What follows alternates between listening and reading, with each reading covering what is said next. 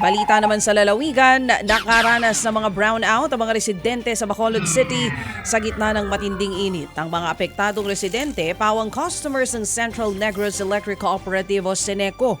Base sa ulat, maraming poste ng kuryente ang pumalya simula pa noong weekend. Kung hindi nag-overload sa taas nga ng demand, nag-overheat naman ang ilan sa mga transformer dahil pa rin sa matinding init. Ginagawa naman ng Seneco ang lahat para maayos na ang mga pumalyang linya ng kuryente. Oo nga, kasi itong ilang mga transformers umiinit na sa init pa ng panahon, ang iba nga po natutunaw daw. Samantala po naman pinag-aralan daw ang pagsasagawa ng cloud seeding operation sa lungsod ho naman ng Zamboanga. At ayon po sa Zamboanga City Disaster Office, kinukulang kasi ang supply ng tubig sa lungsod.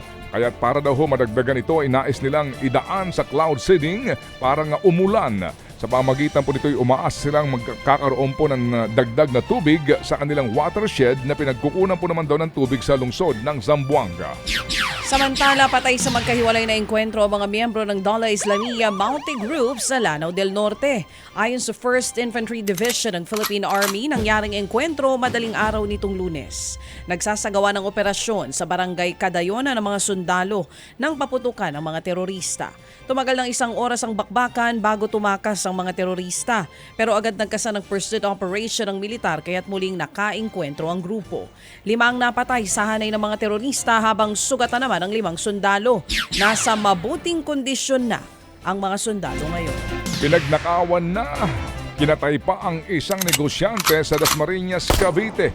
Nakuna pa po ng CCTV ang mismong pagsalakay ng mga kawatan sa bahay ng biktima. Isang babae po ang kitang humihingi pa ng saklolo.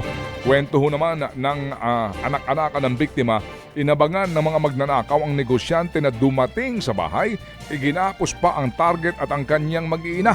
Matapos pong limasin ang mga gamit ng pamilya, sinaksak pa ng mga suspect ang biktima na si Wilson Tibayan ng higit sa 50 beses. Ano ba ito?